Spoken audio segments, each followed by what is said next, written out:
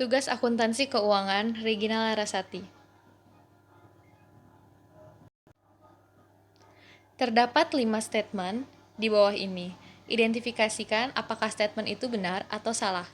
Jika salah, jelaskan mengapa statement tersebut dikatakan salah.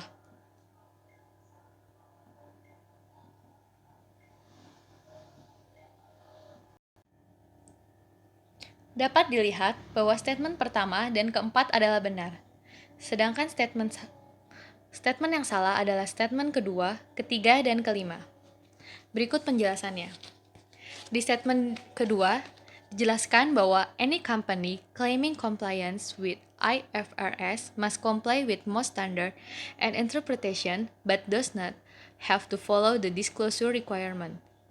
Hal tersebut salah karena setiap perusahaan yang mengklaim menggunakan pemenuhan IFRS harus memenuhi semua standar dan mengimplementasikan termasuk pengungkapan persyaratan tersebut. Pernyataan ketiga, the primary governmental body that has influence over the IASB is the IFRS Advisory Council juga salah, karena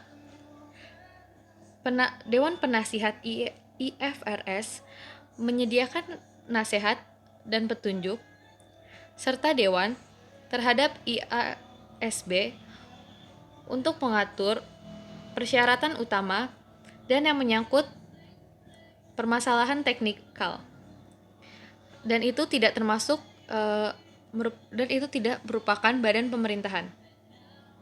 Statement 5, the IASB has a government mandate and therefore does not have to follow due to process in issuing an IFRS salah karena IASB tidak memiliki mandat dari pemerintah dan tidak harus mengikuti proses dalam mengeluarkan IFRS.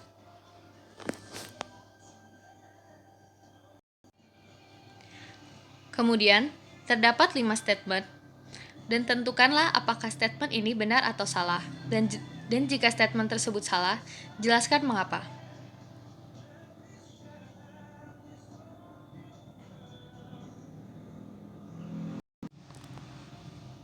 Dari keempat statement tersebut, statement yang benar adalah statement 4.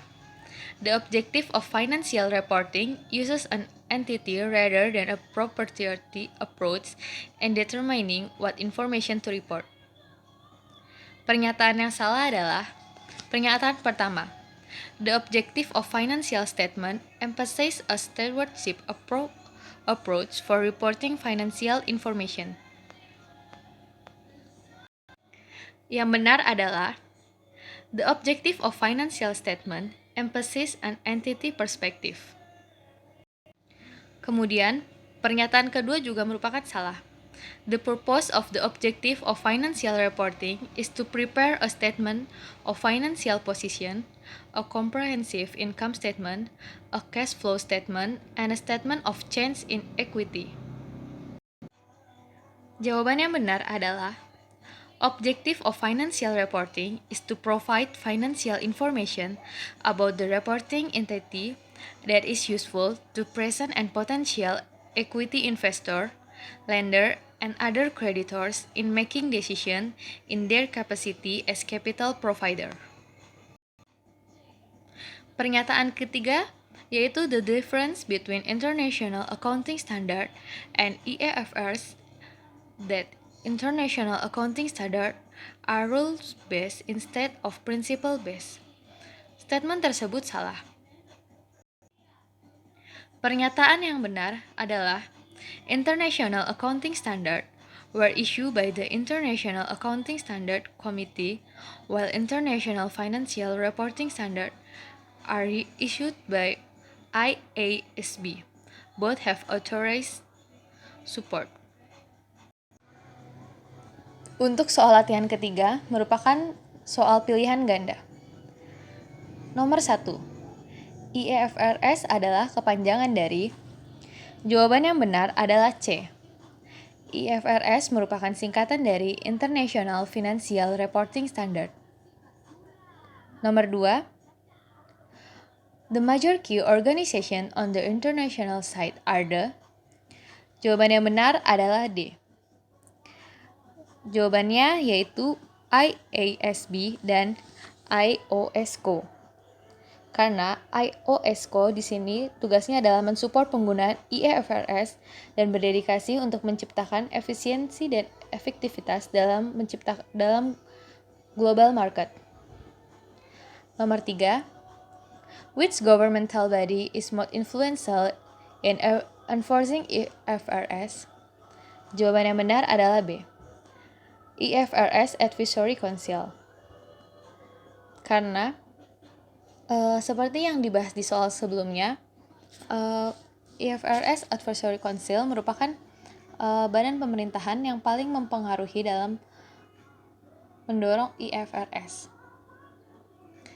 Nomor 4, accounting standard setter use the following process in establishing international standard. Jawaban yang benar adalah D.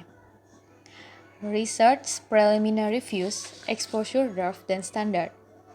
Pertama, dalam menentukan sebuah standar IFRS, ditentukan topik yang akan dijadikan standar. Kemudian, topik tersebut diteliti, dipublikasikan kepada pihak yang berkepentingan, serta diadakannya diskusi. Setelah itu, diadakan evaluasi dari draft tersebut.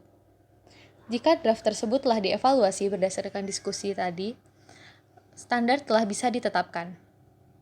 Nomor 5, IFRS is comprised of. Jawaban yang benar adalah B.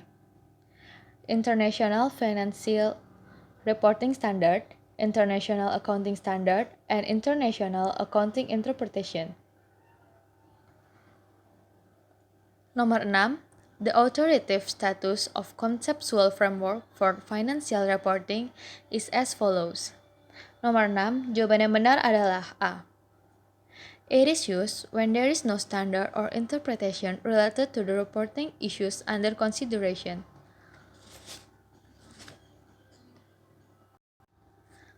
Hal ini dilakukan karena jika tidak ada standar yang jelas, maka akan digunakan conceptual framework for financial reporting. Ketujuh, the objective of financial reporting places more emphasis on. Jawaban yang benar adalah A. Reporting capital provider. Karena dalam menyusun financial reporting, hal yang paling penting untuk melihat perubahan modal dan untuk menyampaikannya kepada para pemegang saham.